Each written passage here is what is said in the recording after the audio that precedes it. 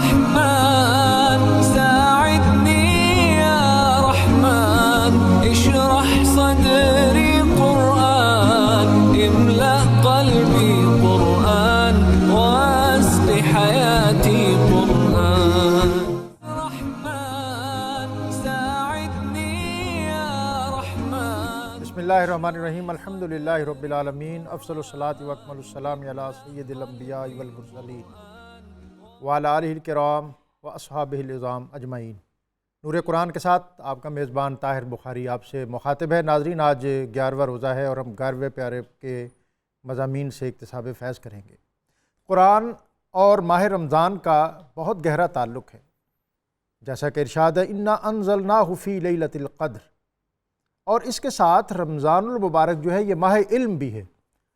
نبی اکرم رسول محتشم صلی اللہ علیہ وسلم کی حدیث جو بہقی نے شعب الایمان میں نقل کی کہ قرآن پاک کے علاوہ بھی جو آسمانی کتابیں ہیں وہ ماہ رمضان المبارک میں ہی اللہ تعالیٰ نے نازل فرمائیں۔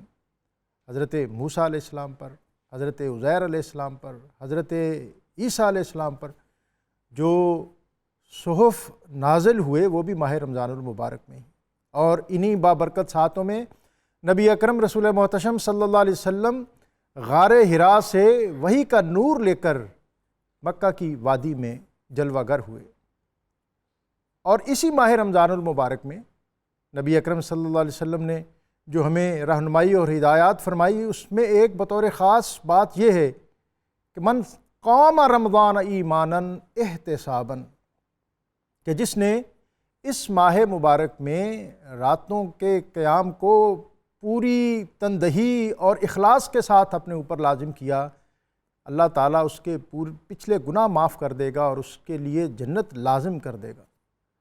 ہمیں چاہیے کہ دن میں روزے کے ساتھ رات کے وقت تراویح میں، نوافل میں قرآن پاک کی تلاوت کو اپنے اوپر لازمی بنائیں۔ ناظرین، آج پروگرام کو آگے بڑھانے سے قبل میں اسماء الحسنہ میں سے آج کا اسم مبارک آپ کے نظر کرتا ہوں، الجبار، سب سے زیادہ زبردست۔ جو شخص روزانہ صبح و شام 226 مرتبہ اس اسم مبارک کو پڑھے گا انشاءاللہ ظالموں کے ظلم اور قہر سے محفوظ رہے گا۔ میں اپنے مہمانوں کا تعارف کروائے دیتا ہوں۔ مفتی محمد فاروق القادری صاحب ہمیشہ کی طرح ساتھ ہوں گے، اور ان کے ساتھ مفتی محمد اعظم اشرفی صاحب۔ السلام علیکم، پروگرام میں آپ کو خوش آمدید۔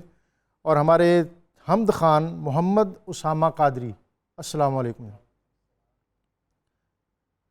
مفتی صاحب، سورہ توبہ ہے اور اس کی آیت نمبر 100 جی، رضی اللہ عنہم ورضوا عنہ۔ سبحان اللہ۔ اللہ تعالیٰ نے نبی اکرم صلی اللہ علیہ وسلم کے اصحاب کے فضائل بیان کیے ہیں، کیا کیا خوبیاں ان میں مذکور ہیں؟ بسم اللہ الرحمن الرحیم۔ سب سے پہلے ہم اس آیت کا ترجمہ کرتے ہیں تو خود ہی وہ ساری خوبیاں اور وہ فضائل، وہ کرم نوازیاں اللہ پاک کی جو خصوصاً اصحاب رسول پر ہیں وہ بیان ظاہر ہو جائے گا۔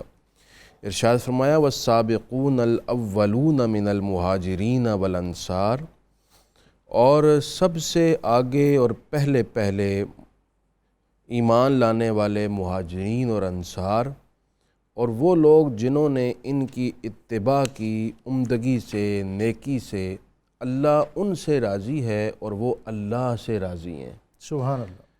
وَأَعَدَّ لَهُمْ جَنَّاتٍ تَجْرِي تَحْتَهَا الْأَنْهَارُ خَالِدِينَ فِيهَا أَبَدًا، اور اللہ نے ان کے لیے ایسی جنتیں تیار کر رکھی ہیں جن کے نیچے نہریں بہہ رہی ہیں، اور وہ ان جنتوں میں ہمیشہ رہیں گے، اور یہ بہت بڑی کامیابی ہے۔ سبحان اللہ۔ اب اس آیت مقدسہ میں جو ایمان لانے میں سبقت لائے مہاجرین میں سے اور انصار میں سے، جو سبقت لائے مہاجرین میں سے، بعض نے کہا اس سے مراد سیدنا صدیق اکبر، سیدنا علی مرتضیٰ، سیدہ خدیجۃ الکبریٰ اور وہ اصحاب جو شروع میں ایمان لائے۔ بعض مفسرین نے فرمایا کہ اس سے مراد اہل بدر ہیں، جو اصحاب بدر تھے، وہ سارے مراد ہیں۔ سبحان اللہ۔ اور جو انصار میں سے ہیں، اس سے وہ صحابہ مراد ہیں جو سب سے پہلے آ کر جنہوں نے 6 کی تعداد میں بیعت کی، پھر مدینہ طیبہ سے 12 اور گئے، انہوں نے بیعت کی، پھر 70 صحابہ اور افراد اور گئے جنہوں نے جا کر اسلام قبول کیا اور بیعت کی اور صحابیت کے درجے مدینہ منورہ سے حاضر ہوئے یہ مدینہ منورہ سے مکہ مکرمہ جا کر انہوں نے بیعت کی تھی، یہ مراد ہیں۔ اب اس کے بعد یہ تو مخصوص صحابہ ہو گئے جن کی سب سے پہلے فضیلت اس لیے بیان ہوئی کہ انہوں نے اس دور میں سبقت کی جب اسلام کے قریب کوئی نہیں آتا تھا، اس لیے ان کو خصوصی شرف حاصل ہے۔ لیکن اس کے بعد باقی صحابہ کرام کی عظمت و رفت کو بیان کرتے ہوئے ارشاد فرمایا والذین اتبعوہم بإحسان، اور وہ تمام لوگ جو نیکی کے ساتھ انہی کی پیروی کرتے رہے، اللہ تعالیٰ ان سب سے راضی اور وہ اللہ سے راضی۔ اس سے باقی سارے صحابہ کرام مراد ہیں جن کی اللہ تعالیٰ نے فضیلت بیان فرمائی، پھر ان کا مقام بھی بیان فرمایا کہ اللہ ان کو جنت میں کیا مقام دے گا۔ حدیث پاک میں ہے، اچھا اس سے ایک بات یہ پتہ چل گئی، اللہ تمام صحابہ سے راضی ہے اور ان سب کو جنت دینے کا اللہ نے وعدہ کر رکھا ہے، اور وہ سب کے سب عادل ہیں، فضیلت مآب ہیں، قابل شرف و فضل ہیں، لہٰذا جب ان کی فضیلت نص قطعی قرآن سے ثابت ہو گئی تو کسی کو حق نہیں پہنچتا کہ قرآن کے مقابلے میں کسی تاریخی روایت کو بنیاد بنا کر صحابہ پر قدغن لگانے کی ناکام اور شرمسار کوشش کرے، ایسی نہ کسی کو اجازت ہے۔ بلکہ حدیث پاک نبی پاک علیہ السلام فرماتے ہیں اللہ اللہ فی صحابی، لوگوں میرے صحابہ کے معاملے میں اللہ سے ڈرو۔ 3 دفعہ یہ جملہ ارشاد فرمایا، پھر یہ فرمایا جس نے ان سے بغض رکھا اس نے مجھ سے بغض رکھا، جس نے ان سے محبت کی اس نے مجھ سے محبت کی، اور جس نے صحابہ کو ستایا اس نے مجھے ستایا، اور جس نے مجھے ایذا دی اس نے اللہ کو ایذا دی، اور جس نے اللہ کو ایذا دی اس کا ٹھکانہ دوزخ ہے۔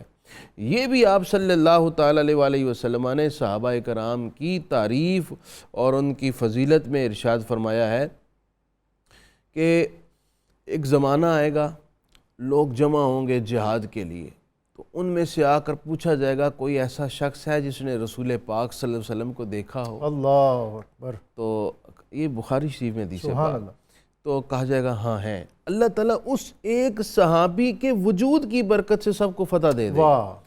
پھر فرمایا ایک زمانہ ایسا آئے گا، لوگ جہاد کے لیے جمع ہوں گے تو پوچھا جائے گا کیا کوئی ایسا شخص ہے جس نے کسی ایسے شخص کو دیکھا ہو جس نے رسول اللہ کو دیکھا، یعنی صحابی کو جس نے دیکھا ہو؟ کہا جائے گا ہاں جی ایک صاحب ہیں۔ اللہ اس کے وجود کی برکت سے سب کو فتح دے دے گا۔ پھر فرمایا پھر ایک زمانہ اور ایسا آئے گا کہ لوگ اسی طرح بوقت لڑائی یہ کہیں گے کوئی ایسا ہے جس نے رسول اللہ کے صحابی کو دیکھنے والے کو دیکھا ہو، یعنی تابعی کو دیکھا ہو؟ کہا جائے گا ہاں ہے۔ اللہ تعالیٰ اس کی برکت سے بھی سب کو فتح دے گا۔ حضور نے فرمایا لا تمس النار من رآنی اور رآ من رآنی، جس نے مجھے دیکھا اللہ نے اس پر بھی دوزخ حرام کر دی ہے، اور جس نے میرے صحابی کو دیکھا اللہ نے اس پر بھی دوزخ حرام کر دی ہے۔ اس سے آپ اندازہ لگائیے کہ صحابی کو دیکھنے والے پر بھی دوزخ حرام ہو جاتی ہے۔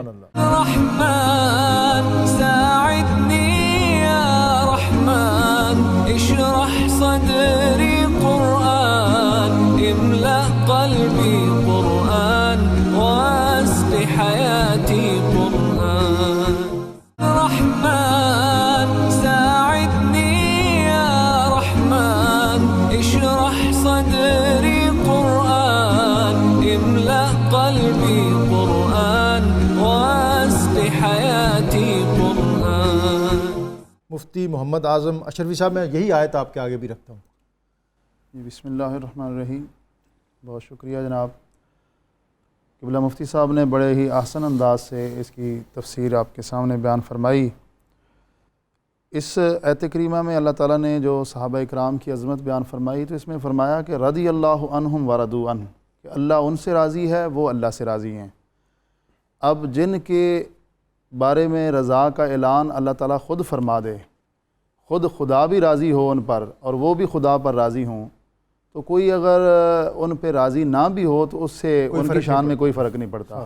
سبحان اللہ، تو اللہ اور رسول جو ہے نا وہ ان سے راضی ہیں۔ سبحان اللہ، امام فخر الدین رازی رحمۃ اللہ علیہ نے اس کی تفسیر میں لکھا ہے کہ اس آیت کریمہ میں جو سب سے اولین مصداق ہیں وہ سیدنا صدیق اکبر رضی اللہ تعالیٰ عنہ، کیونکہ والسابقون اللہ پاک نے فرمایا کہ جو سبقت لے جانے والے ہیں ایمان لانے میں، نیکی کے کاموں میں، تو سب سے پہلے ایمان لانے والے مردوں میں سے سیدنا صدیق اکبر رضی اللہ تعالیٰ عنہ ہیں، خواتین میں سیدہ خدیجۃ الکبریٰ رضی اللہ عنہا، اور بچوں میں سے حضرت مولا مرتضیٰ سیدنا علی المرتضیٰ شیر خدا رضی اللہ تعالیٰ عنہ، اور غلاموں میں سیدنا زید بن حارثہ رضی اللہ تعالیٰ عنہ۔ سبحان اللہ۔ تو اس آیت کریمہ میں اولین مصداق یہ ہستیاں ہیں جن کا اللہ تعالیٰ نے یہاں پہ ذکر فرمایا۔ اور یہ بالکل اوائل دور میں ہوئی ہیں مسلمان۔ جی بالکل، یہ اوائل دور میں مسلمان ہوئے، اور قرآن مجید کی ہم تلاوت کریں تو متعدد آیات جو ہے نا وہ صحابہ اکرام کی عظمت کو، ان کے ایمان کی گواہی دے رہی ہے اور ان کی شانوں کو بیان فرما رہی ہے۔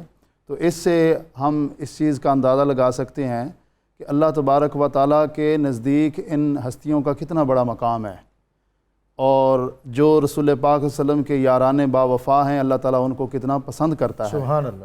اللہ تعالیٰ نے ان کو یہ اعزاز بخشا کہ میرے آقا صلی اللہ علیہ وسلم کا ایک فرمان امام مسند امام احمد بن حنبل میں امام احمد بن حنبل نے اس کو ذکر کیا ہے کہ رسول پاک صلی اللہ علیہ وسلم نے فرمایا کہ ان اللہ تعالیٰ اختارنی، کہ اللہ تعالیٰ نے ساری کائنات سے مجھے پسند کیا، مجھے منتخب کیا، سبحان اللہ۔ اور واختار لی اصحاباً، اور اللہ تعالیٰ نے میرے لیے جو منتخب فرمایا ہے تو میرے صحابہ کو منتخب فرمایا ہے۔ سبحان اللہ۔ تو حضور علیہ السلام کے صحابہ یہ اللہ کا انتخاب ہیں، سبحان اللہ۔ اللہ تعالیٰ نے ان کو منتخب فرمایا ہے، تو جو اللہ تعالیٰ کی منتخب چیز ہوگی یقیناً اس کے اندر کوئی کمی کسی طریقے سے نہیں ہو سکتی۔ سبحان اللہ۔ مفتی صاحب، اسی صورت کی آیت 111 ان اللہ اشتری من المؤمنین انفسہم، جی، اس میں جو حصول جنت اور مسلمانوں کی ذمہ داریاں اور جو دیگر پہلو ہیں اس آیت میں، وہ میں چاہوں گا کہ آپ اس پر ذرا روشنی ڈال دیں۔ جی، یہ آیت مقدسہ اللہ تعالیٰ کے کمال لطف و کرم کی جانب اشارہ کرتی ہے کہ اس نے بندوں پر کتنا فضل کیا ہے۔ سبحان اللہ۔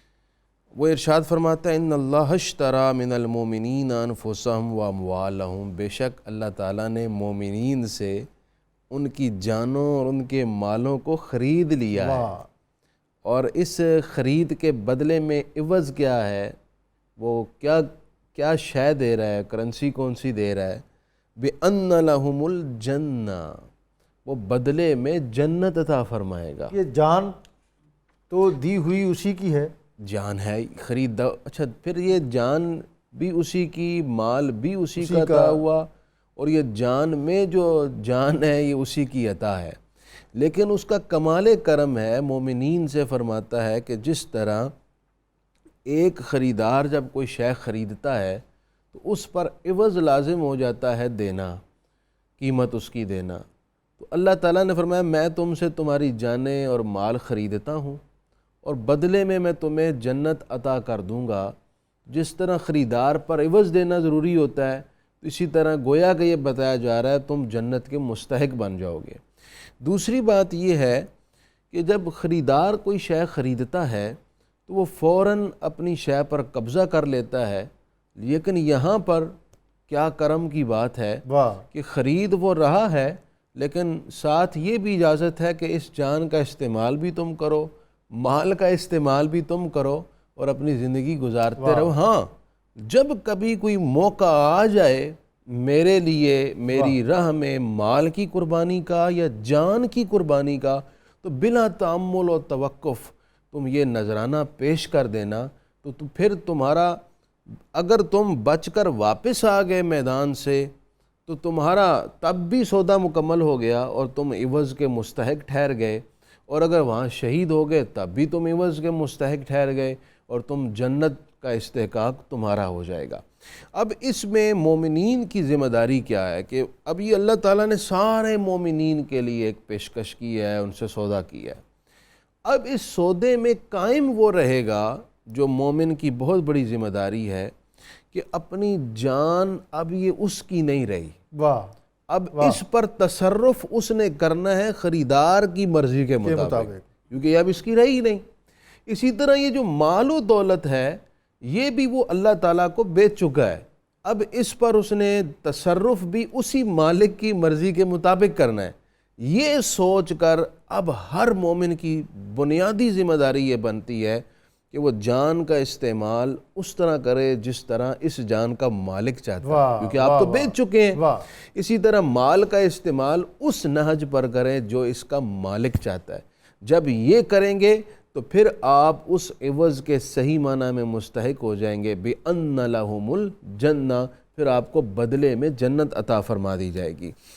اس آیت کا اگلا حصہ بڑا اہم ہے جناب, جس کا ترجمہ بڑا ضروری ہے. جناب اب وہ جو مومن ہے اس کی ذمہ داری ایک تو میں نے عرض کر دی ہے. اب اللہ تعالیٰ شاہ فرماتا ہے یقاتلون فی سبیل اللہ, اللہ کی راہ میں وہ لڑتے رہیں.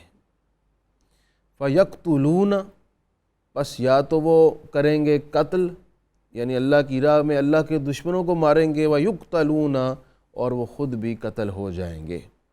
وعدن علیہ, وعدہ کیا ہے اللہ نے حقاً فی التورات, اور یہ بات بڑی سچ ہے, پختہ ہے تورات میں, والانجیل والقرآن, اور قرآن میں بھی.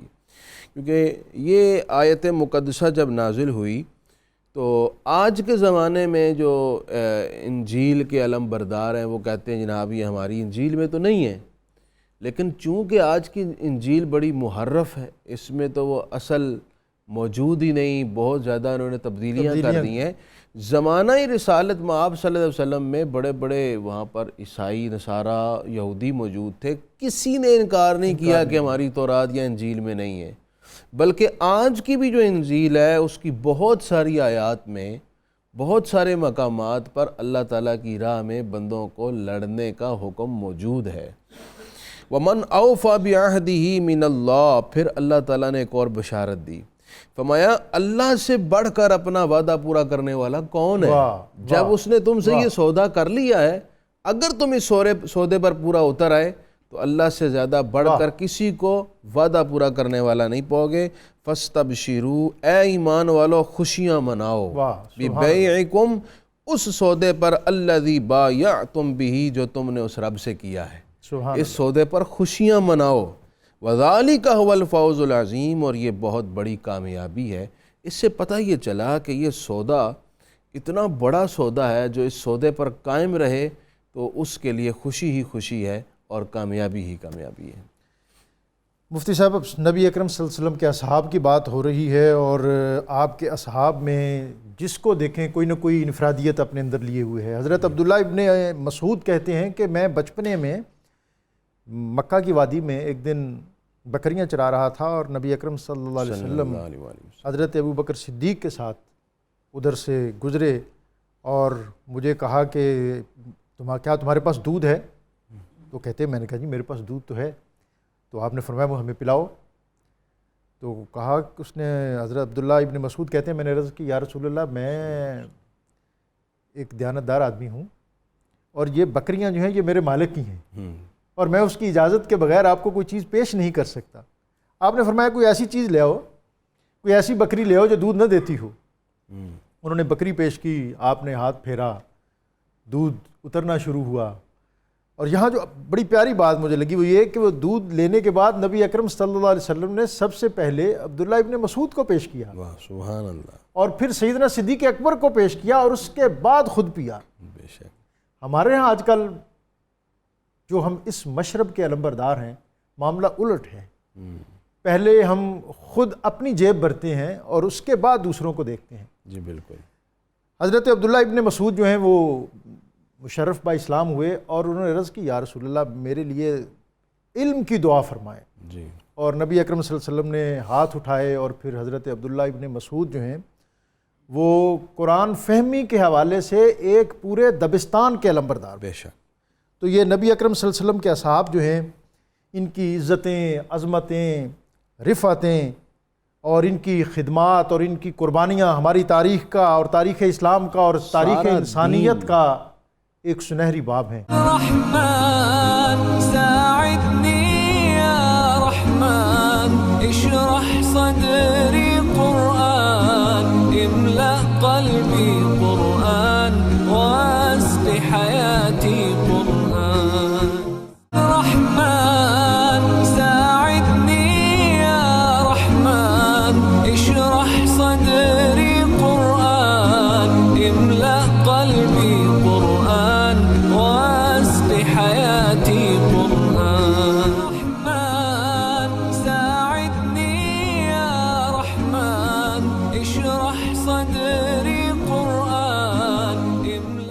نور قرآن میں آپ کو ایک مرتبہ پھر خوش آمدید۔ آج 11واں روزہ ہے اور 11ویں پارے کے ایمان افروز مضامین جو ہیں ان سے ہم اکتساب فیض کر رہے ہیں۔ بالخصوص یہ جو آیات اس وقت ہمارے پیش نظر ہیں، لقد جاءکم رسول من انفسکم عزیز علیہ ما عنتم حریص علیکم بالمؤمنین رؤوف الرحیم فإن تولوا فقل حسبی اللہ لا الہ الا هو علیہ توکلت وہو رب العرش العظیم۔ مفتی محمد فاروق القادری صاحب، میں چاہوں گا کہ آپ بھی اس میں اپنا حصہ ڈالیں۔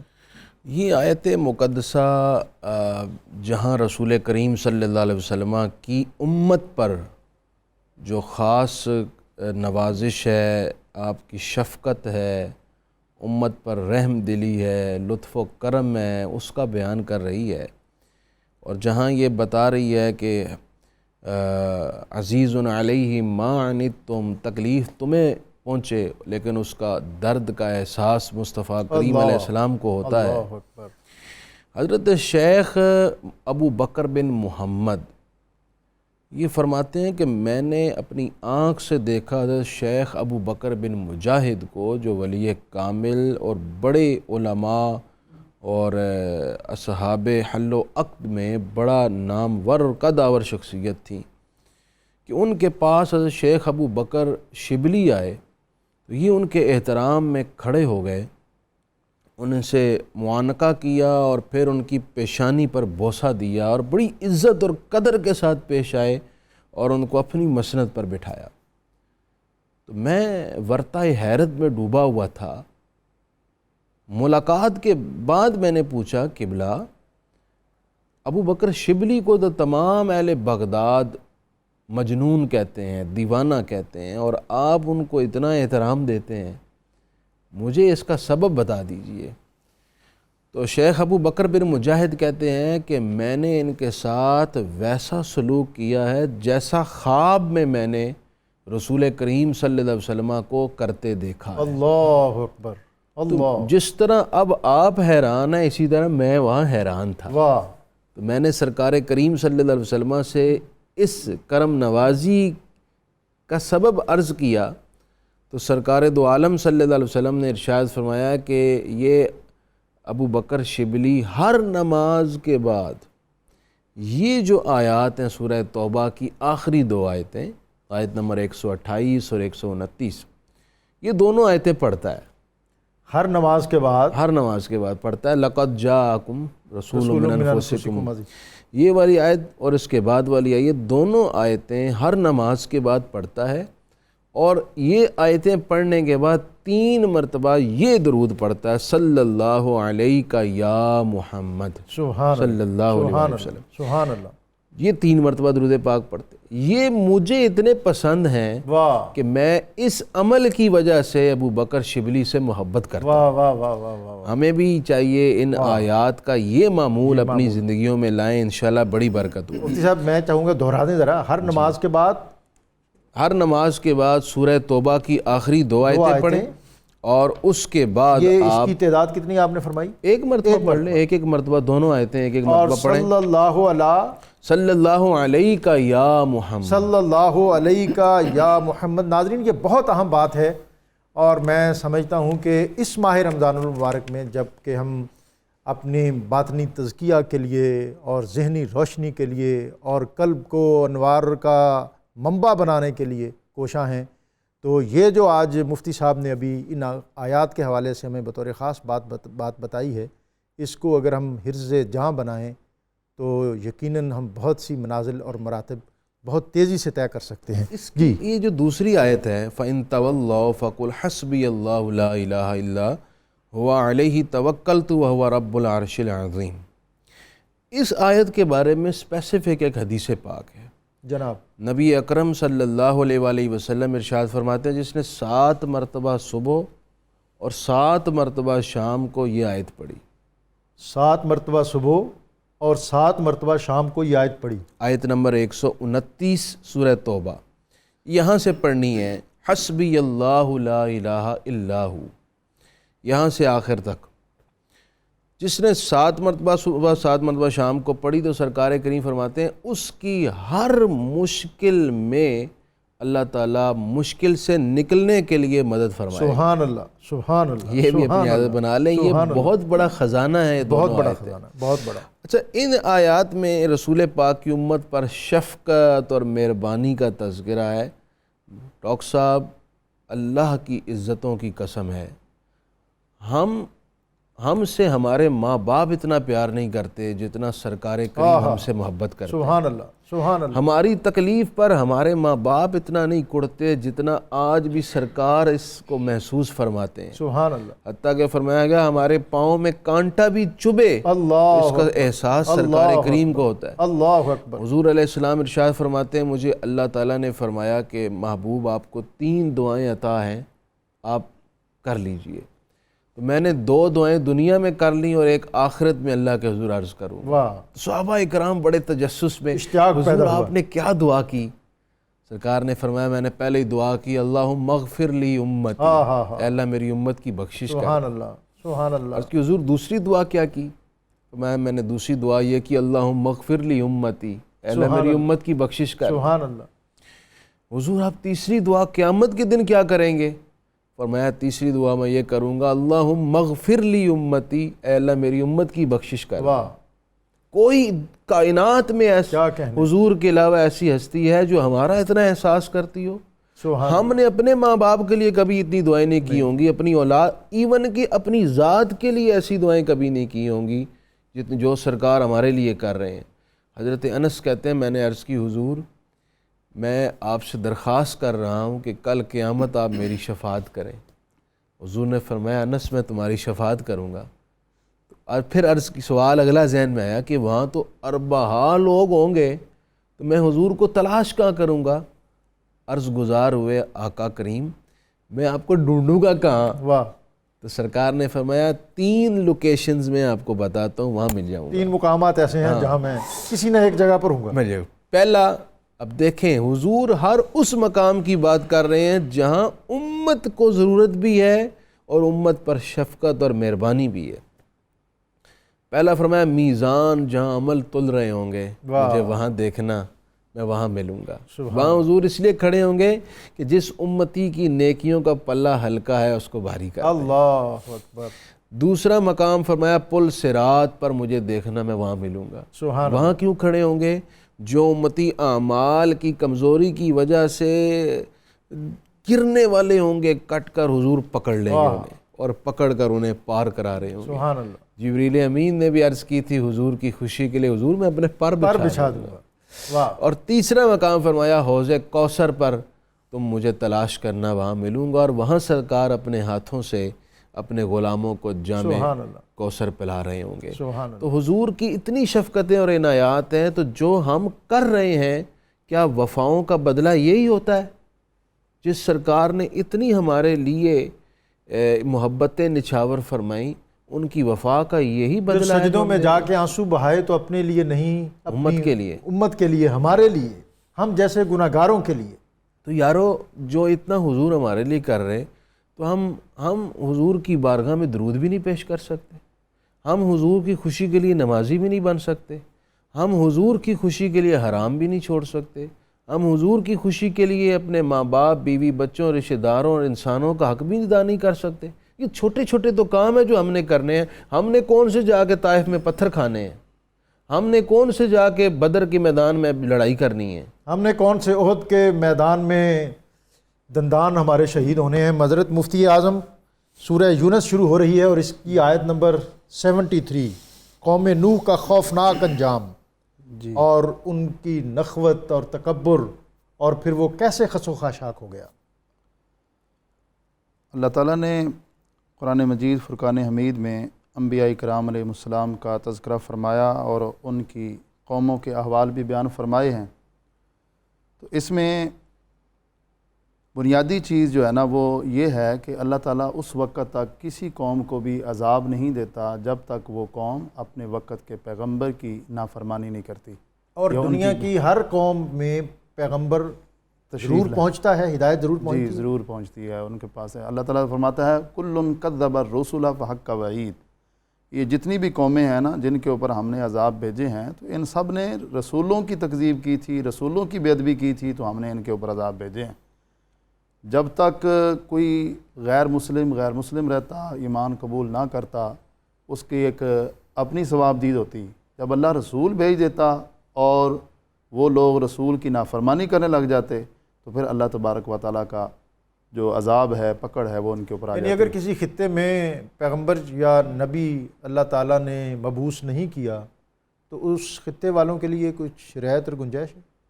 قرآن مجید میں اللہ فرماتا ہے وَمَا كُنَّا مُعَذِّبِينَ حَتَّى نَبْعَثَ رَسُولًا، کہ ہم اس وقت تک کسی کو عذاب نہیں دیتے جب تک رسول نہ بھیج دیں۔ واہ، پہلے ہم رسول بھیجتے ہیں، پھر وہ رسول کی نافرمانی کریں، پہلے انہیں شعور اور آگاہی اور تعلیم عطا کرتے ہیں۔ تو اس مقام پہ اللہ تعالیٰ نے جو ذکر فرمایا وَاتْلُ عَلَيْهِمْ نَبَأَ نوح، کہ اے میرے حبیب صلی اللہ علیہ وسلم آپ ان پر تلاوت کیجئے نوح علیہ السلام کی غیب کی خبر کو۔ نبأ کا لفظ اللہ تعالیٰ نے بولا ہے، اسی سے لفظ نبی بنا ہے۔ تو نبی کو نبی اس لیے کہتے ہیں کہ وہ غیب کی خبر دیتا ہے۔ اگرچہ صدیوں پہلے یہ واقعات سارے روح پذیر ہو چکے تھے اور غیب کی بات تھی، تو اللہ تعالیٰ نے فرمایا اے میرے حبیب آپ ان کو غیب کی یہ خبر تلاوت فرمائیں اور ان کو بتائیں کہ نوح علیہ السلام کی جو قوم نے حضرت نوح علیہ السلام کی بے ادبی کی، گستاخی کی، اور ان کو جس وقت کشتی بناتے ہوئے دیکھتے تو مذاق اڑاتے تھے، تو اللہ تبارک و تعالیٰ نے قوم نوح پر یہ عذاب نازل کیا کہ ان کو اللہ تعالیٰ نے غرق فرما دیا۔ ان کا عبرتناک انجام جو ان آیات میں اللہ تعالیٰ نے بیان فرمایا ہے، اور ساتھ فرمایا فَكَذَّبُوهُ، انہوں نے نوح علیہ السلام کی تکذیب کی۔ فَكَذَّبُوهُ، قوم نوح نے تکذیب کی، تو پھر ہم نے نوح علیہ السلام کو بھی نجات دے دی، وَمَن مَعَهُ فِي الْفُلْكِ، اور جو نوح علیہ السلام کے ساتھ کشتی میں بیٹھے ہوئے تھے ان کو بھی ہم نے نجات دے دی۔ وہ 82 افراد جو ایمان لا چکے تھے، یا جتنے بھی مفسرین کرام نے ذکر فرمائے ہیں، جو نوح علیہ السلام کے ساتھ رہے وہ بچ گئے اور باقی سارے غرق ہو گئے۔ وہ غرق کیوں ہوئے تھے اس کی وجہ بھی اللہ تعالیٰ نے بیان فرمائی ہے۔ اللہ پاک نے فرمایا کہ نوح علیہ السلام نے مجھ سے دعا کی تھی، قال نوح الرب لا تذر علی الارض من الکافرین دیارا، حضرت نوح علیہ السلام نے عرض کی کہ اے اللہ اب روئے زمین پر کوئی کافر بھی چلتا پھرتا نظر نہیں آنا چاہیے، اب سب کو نیست و نابود ہو جانا چاہیے۔ بڑا لمبا عرصہ تبلیغ کا تھا اور بڑی بہت ریاضت تھی اور بڑی محنت جی، 950 سال کا عرصہ 950 سال آپ نے تبلیغ فرمائی، اور پھر ہمت دیکھیں، جرت دیکھیں، 950 سال کا عرصہ مسلسل تبلیغ جاری ہے، اور ایک دن بھی کوئی اکتاہٹ کا اظہار آپ نے نہیں کیا کہ میں، اور ٹوٹل جو جمع پونجی ہے وہ 82 آپ نے بتایا، 82 افراد جو ہے 82 افراد جو ہیں جی وہ آپ پر ایمان لائے۔ تو اللہ تعالیٰ نے فرمایا کہ وَجَعَلْنَاهُمْ خَلَائِفَ، کہ ہم نے جو ان کے ساتھ کشتی میں بچ گئے تھے ان کو ہی پیچھے نائب بنا دیا۔ جو کشتی میں تھے، یعنی حضرت نوح علیہ السلام کو آدم ثانی کہا جاتا ہے، کہ پہلے جتنے بھی انسان تھے وہ سارے ختم ہو گئے، صرف وہی بچے جو نوح علیہ السلام کے ساتھ تھے۔ اس کے بعد جتنی بھی آگے نوع انسانی جو ہے وہ چلی ہے، تو یہ ساری کی ساری انہی کی اولاد میں سے ہے، اس لیے آپ کو آدم ثانی کہا جاتا ہے۔ رحمن ساعدني يا رحمن اشرح صدري قرآن املأ قلبي قرآن واسق حياتي قرآن رحمن ساعدني يا رحمن اشرح صدري قرآن املأ قلبي قرآن واسق حياتي قرآن رحمن ساعدني يا رحمن اشرح صدري نور قرآن میں آپ کو ایک مرتبہ پھر خوش آمدید۔ آج ہم تذکرہ کر رہے ہیں ان اولو العزم پیغمبروں کا، اور پھر ان کی قوم کے ساتھ ان کا جو ایک تبلیغ کا اور قبول اسلام کا معاملہ رہا، وہ ساری چیزیں، اور حضرت نوح علیہ السلام کی بھی بات ہوئی۔ اور میں چاہوں گا کہ پروگرام کے اس آخری حصے میں مفتی صاحب آپ فرعون کی لاش کا تذکرہ ہے سورہ یونس میں جی، اور یہ موجودہ جو دنیا ہے اس کے عجائبات میں اس کو بڑے انفرادیت کے ساتھ دیکھا جاتا ہے۔ یہ بھی بڑی اہم اور عبرت ناک بات ہے جی۔ قرآن مجید کی سورہ یونس کی آیت نمبر 92 میں اس کا ذکر ہے، فَالْيَوْمَ نُنَجِّيكَ بِبَدَنِكَ، آج کے دن ہم فرعون کی لاش کو، اس کے بدن کو بچا لیں گے سمندر کی موجوں سے، لِتَكُونَ لِمَنْ خَلْفَكَ آیَةً، تاکہ یہ بعد والوں کے لیے عبرت کی نشانی بن جائے۔ لاش تو ڈوب جاتی ہے، لاش ڈوب جاتی ہے، اور پھر یہ دیکھیں ہو سکتا تھا کہ سمندر کی بے رحم موجیں اس کے جسم کو اور اس کا نمکین پانی ریزہ ریزہ کر دیتا اور اس کے وجود کو مٹا کر رکھ دیتا اور اس کے گوشت پوست کو گلا کر رکھ دیتا، لیکن اللہ تعالیٰ نے اس کی لاش کو حکم دیا پانی کو، اس کو نے باہر پھینکا، بنی اسرائیل نے دیکھا اور انہیں بھی اس کی موت کا اور ڈوبنے کا یقین ہو گیا اور ان کا ڈر اور خوف بھی ختم ہو گیا، اور اس کے بعد والوں کے لیے بھی یہ لاش قائم رہی، اور آج 1907 میں یہ دوبارہ دریافت ہوئی اور ماہرین آثار قدیمہ نے اس کی کھوج لگائی اور اس کی پٹیاں ہٹائیں تو انہیں نمک کی تہ ملی، تو انہیں یقین ہو گیا کہ یہ وہی لاش ہے اور انہوں نے اس کا نام بھی ذکر کیا۔ یہاں پر بڑی اہم بات یہ ہے، یہ آج بھی مصر کے جو میوزیم ہے دارالآثار، وہاں پر یہ لاش موجود ہے، اس میں جو اللہ تعالیٰ نے ارشاد فرمایا لِتَكُونَ لِمَنْ خَلْفَكَ آیَةً، ہم نے فرعون کی لاش کو، حالانکہ جسم تو انسان کا چند دنوں میں گل سڑ جاتا ہے، صدیاں گزر گئیں، ہزاروں سال گزر گئے، آج بھی کیوں قائم رکھا، تاکہ لوگوں کو پتہ چلے جو اللہ کی ربوبیت کو اور اس کی اکلوتی، اس کی یکتائی کو اس کی چیلنج وحدانیت کو، کرتا ہے، اس کی وحدانیت کو جو للکارتا ہے، اللہ تعالیٰ اس کو عبرت کا نشان بناتا ہے۔ دوسری بات یہ ہے وَإِنَّ كَثِيرًا مِّنَ النَّاسِ عَنْ آيَاتِنَا لَغَافِلُونَ، فرمایا بے شک بہت سارے لوگ ہماری نشانیوں سے اب بھی غافل ہیں۔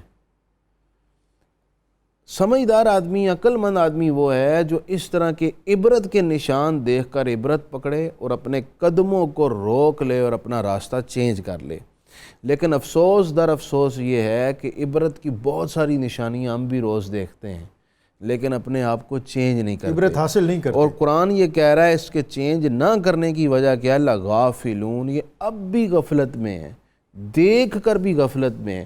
فرعون کی لاش پڑی ہے، اس کا انجام، جس نے خدائی کا دعویٰ کیا تھا، جو بچے مار دیتا تھا، جو انسانوں کو غلام بناتا تھا، جو اپنے آپ کو خدا کہتا تھا، وہ اس کا کیا انجام ہوا؟ لیکن اس کے بعد آنے والوں نے اس کے انجام کو سننے کے باوجود وہی روش اختیار کی۔ اسی طرح آج بھی عبرت کی نشانیاں دیکھ کر اپنے آپ کو تبدیل نہیں کیا جاتا، عبرت کی نشانیوں سے رہنمائی اور روشنی حاصل کرنی چاہیے۔ جی حضرت مفتی محمد اعظم صاحب، اس آیت کے حوالے سے اور اوورآل آج کے جو پارہ ہم نے پڑھا ہے اس کے حوالے سے جو آپ پیغام دینا چاہیں وہ بھی ہمیں عطا فرما دیں۔ جی، اس میں ہمارے لیے درس اور سبق یہ ہے کہ یہ سارے واقعات جو روح پذیر ہوئے ہیں، اس میں اللہ تعالیٰ نے ہمیں زندگی میں ایک موقع دیا ہے کہ ہم ان کو پڑھ کر عبرت حاصل کریں کہ اگر ان قوموں نے جھٹلایا تھا تو ان کے اوپر اللہ کی پکڑ آ گئی تھی، اگر ہم اللہ کے احکام کو علیاذ باللہ نہ مانیں گے تو اللہ تبارک و تعالیٰ کی پکڑ وہ ہمارے اوپر بھی آ سکتی ہے۔ تو اللہ تعالیٰ نے فرمایا کہ کلا لو تعلمون علم الیقین، یہ سب کچھ ہونے تو والا ہے، عن قریب یہ جس طرح اللہ تعالیٰ فرما رہا ہے یہ سب کچھ ہوگا، لیکن پہلے اگر ایمان لے آؤ گے، یقین کر لو گے تو اس کا تمہیں فائدہ ہو جائے گا۔ بہت شکریہ مفتی محمد اعظم اشرفی صاحب اور مفتی محمد فاروق القادری صاحب آپ کا۔ آج ہم نے ناظرین 11واں پارہ پڑھا اور 11ویں پارے میں ہم نے سورہ یونس اور اس کے اختتامی حصے میں سورہ ہود اور ابتدا میں سورہ توبہ، اور یہ جو آج کا بطور خاص موضوعات تھے اس میں ہمارے لیے سابقہ اقوام اور امتیں جو ہیں انہوں نے جو نافرمانی کی، سرکشی کا راستہ اختیار کیا، اللہ کی وحدانیت کو چیلنج کیا، اور پھر وہ کس عذاب سے دوچار ہوئے۔ نبی اکرم رسول محتشم صلی اللہ علیہ وسلم کی رحمتیں ہم پر سایہ فگن ہیں، اور ہماری کمی کجی اور کوتاہی، وہ ساری چیزیں اپنی جگہ لیکن وہ ساری چیزیں درگزر ہوتی ہیں۔